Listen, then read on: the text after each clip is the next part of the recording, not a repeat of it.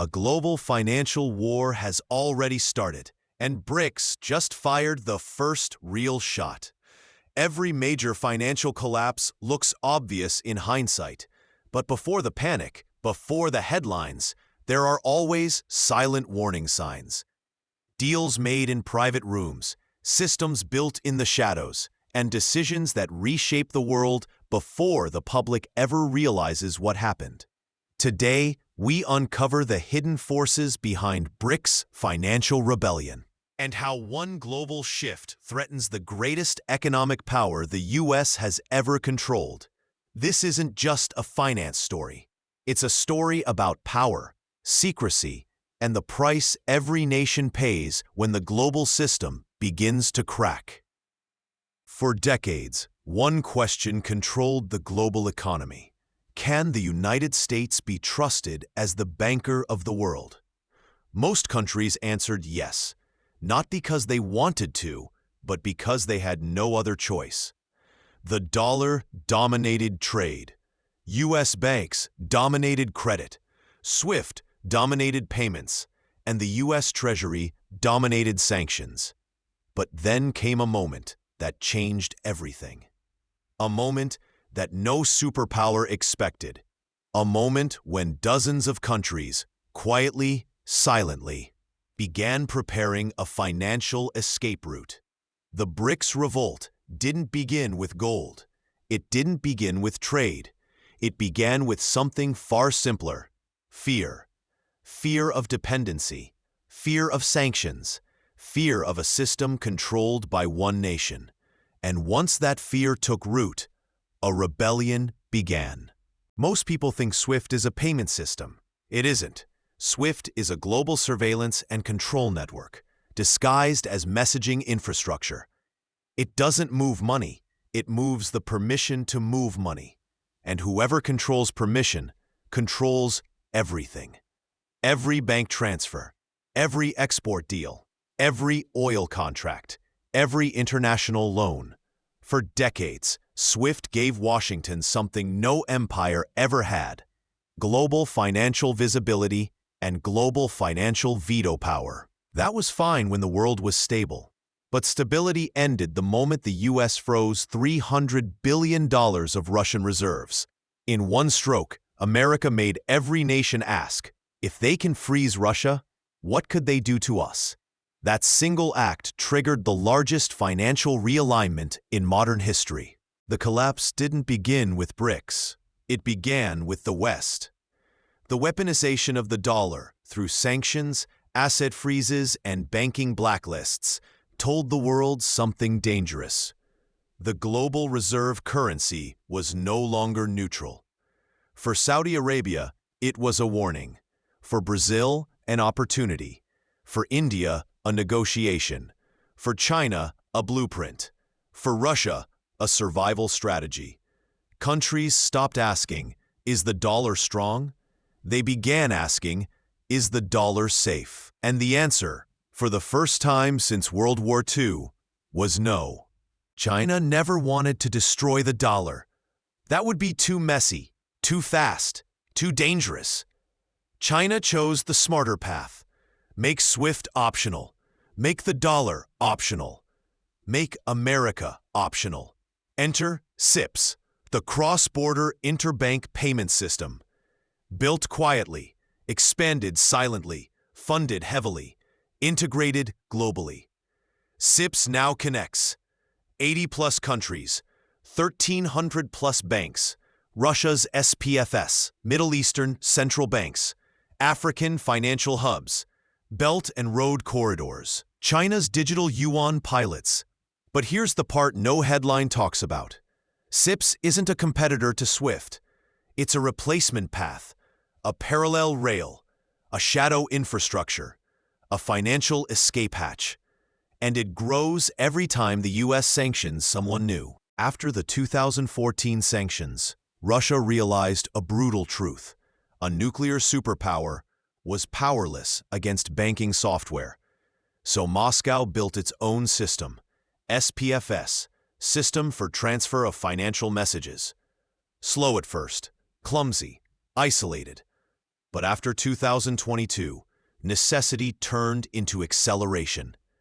SPFS expanded across India, China, Iran, UAE, Turkey, Egypt, Central Asia, and it quietly linked itself to CIPS, forming the world's first anti-SWIFT alliance. A silent financial superstructure built by nations tired of being financially vulnerable. This is where the story turns from interesting to dangerous, because while the West focused on military strategy, BRICS focused on monetary infrastructure.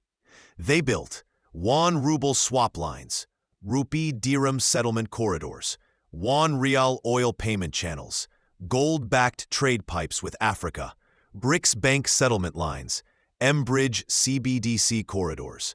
Each swap, each corridor, each agreement reduces one thing: dollar dependency. Piece by piece, month by month, trade deal by trade deal, settlement by settlement, the dollar's dominance isn't collapsing. It's being replaced, silently. When BRICS first announced the idea of a shared currency, Western analysts laughed. They said it was impossible. Too many countries, too many politics, too many systems, too much complexity. But they misunderstood the point. BRICS never wanted a single currency. That would take decades. They wanted something far more realistic and far more dangerous: a settlement currency, not a domestic currency, not a national currency, not a replacement for the yuan, rupee, rial, or ruble. A bridge currency, a financial neutral zone that allows BRICS nations to settle trade without touching the dollar or SWIFT. And here's the part almost nobody realizes. The BRICS currency already exists, not as paper, not as coins, not even as crypto, but as a system, a network of swap lines, CBDC rails, gold settlement, and real-time digital corridors. A currency doesn't need to be printed to replace the dollar. It needs to be used, and BRICS has all. You've seen the headlines. China buying massive gold reserves, Russia doubling gold backing, India expanding vault storage, Middle East stockpiling bullion, Turkey mining aggressively. But gold isn't the currency. Gold is the anchor, the settlement layer, the guarantee, the collateral that bypasses risk. Why? Because fiat currencies come with politics. Gold doesn't. Western analysts keep asking, will BRICS create a gold-backed currency? No, that's not the strategy. BRICS will use gold-backed settlement, not a gold-backed currency. This solves every problem.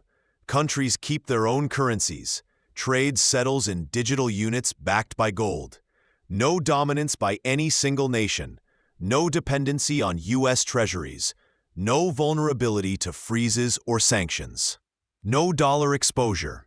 Gold is the backbone of the next settlement system because gold is the only asset the U.S. cannot freeze, censor, or sanction. The West sees gold as a commodity. BRICS sees gold as freedom. While the West debates CBDCs in Congress, BRICS-aligned nations are already testing the world's first real, functioning, cross-border CBDC network, M-Bridge, a collaboration between China, UAE, Thailand, Hong Kong, Saudi Arabia, Observer, Bank for International Settlements. Here's why M-Bridge matters. It cuts out SWIFT. It cuts out correspondent banks. It cuts out delays. It cuts out the dollar. Transactions settle instantly, directly between central banks. This is the financial equivalent of discovering fire. And guess who's applying to join? Brazil, Egypt, Kazakhstan, Turkey, Pakistan, South Africa, Russia, informally linked through digital corridors. M-Bridge is not a project. M-Bridge is the replacement architecture for the next monetary system. The West hasn't understood this yet.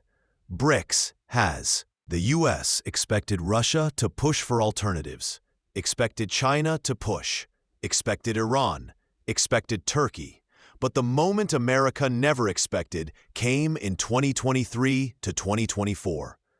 U.S. allies quietly began exploring non-SWIFT trade corridors.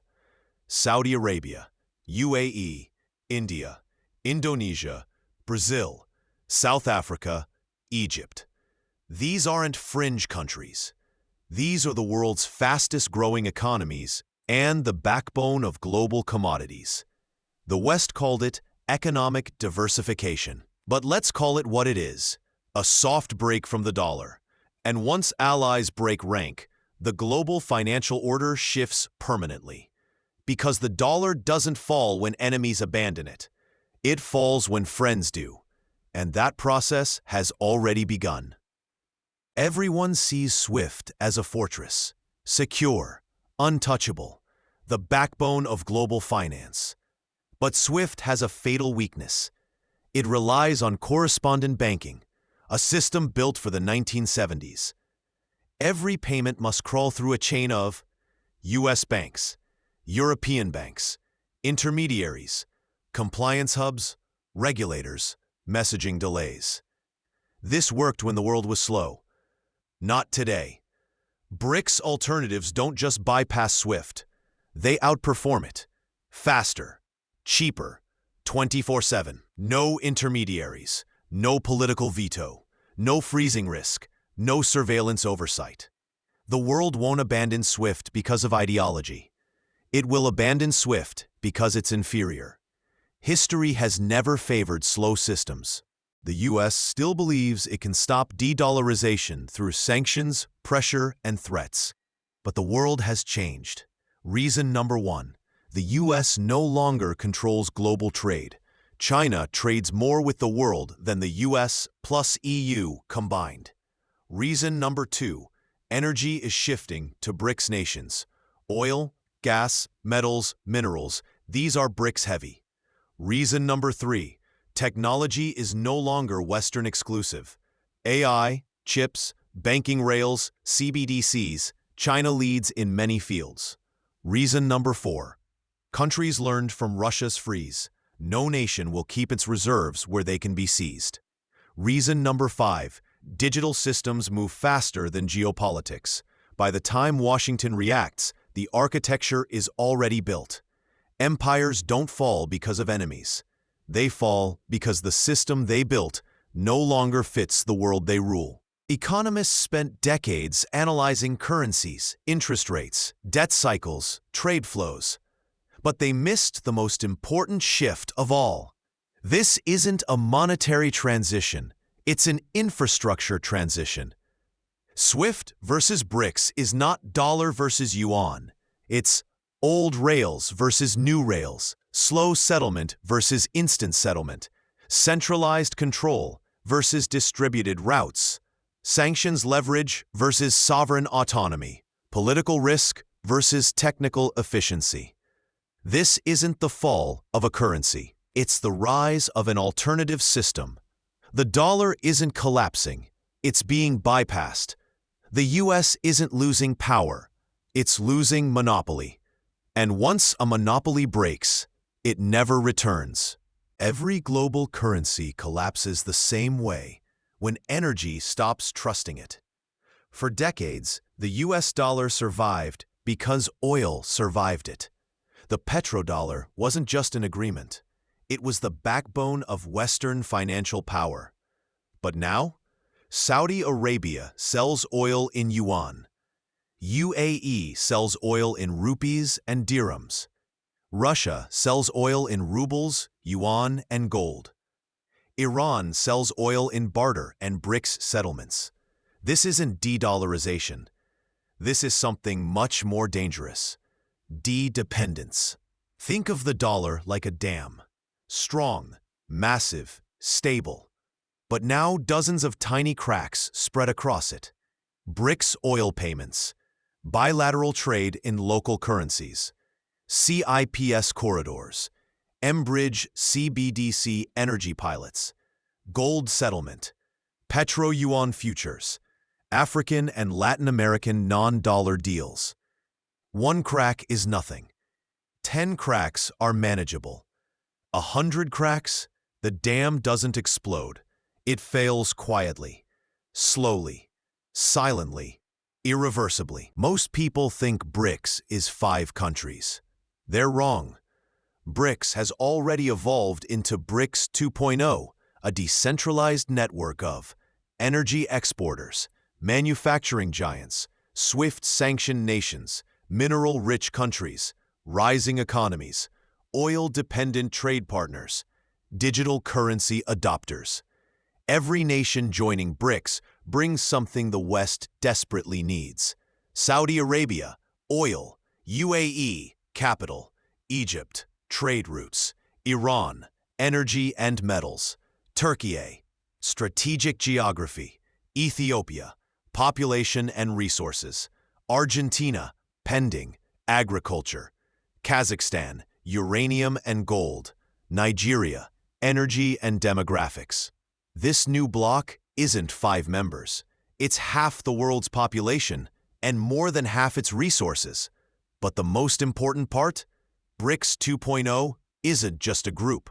It's a system, and systems scale. What makes the BRICS system so powerful is that it isn't one system.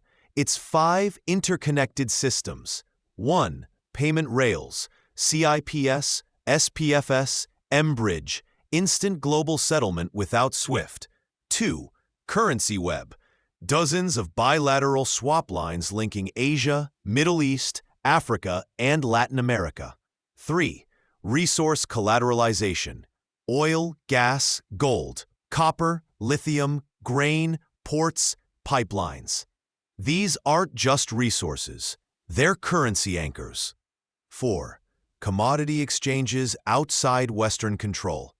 Shanghai Oil Exchange, Moscow Gold Exchange, BRICS Metals Auctions.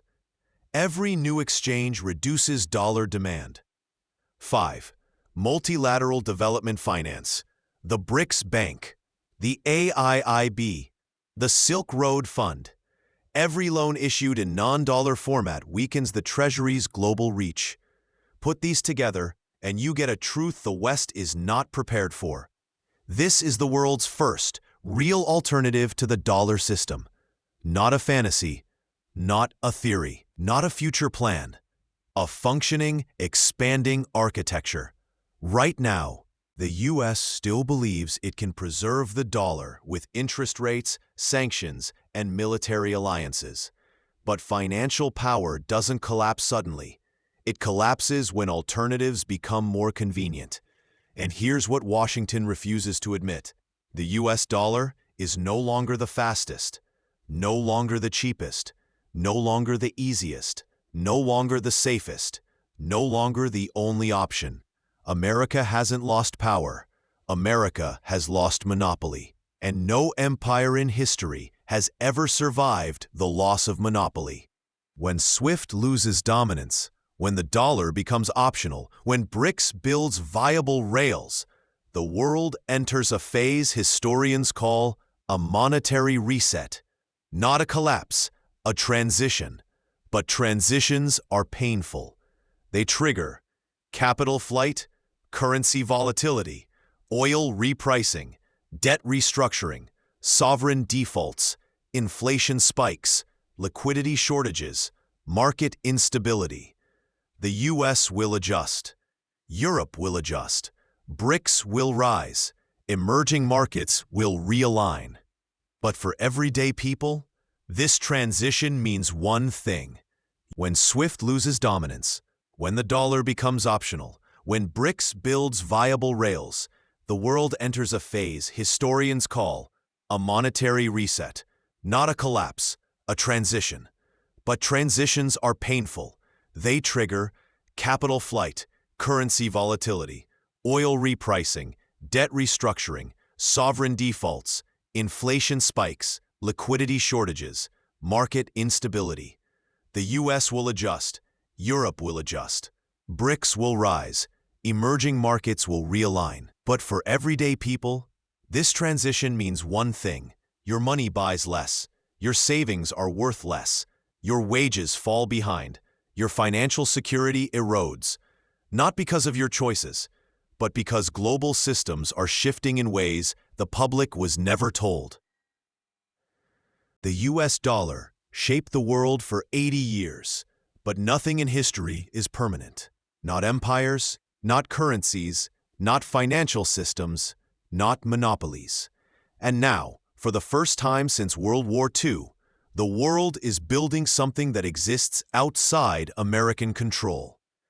A parallel system, a sovereign system, a system designed not to attack the dollar, but to replace its role. The question isn't, will BRICS overthrow the dollar? The real question is, what happens when the world no longer needs SWIFT or the dollar at all?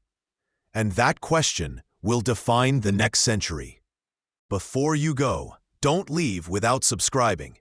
Every week, we uncover the hidden systems behind money, markets, and power that most people will never hear about. If you're watching content like this, you're already ahead of 99% of people. Subscribe now and join the people who understand the real forces shaping the global economy. This is MoneyLore Insider, where finance meets mystery.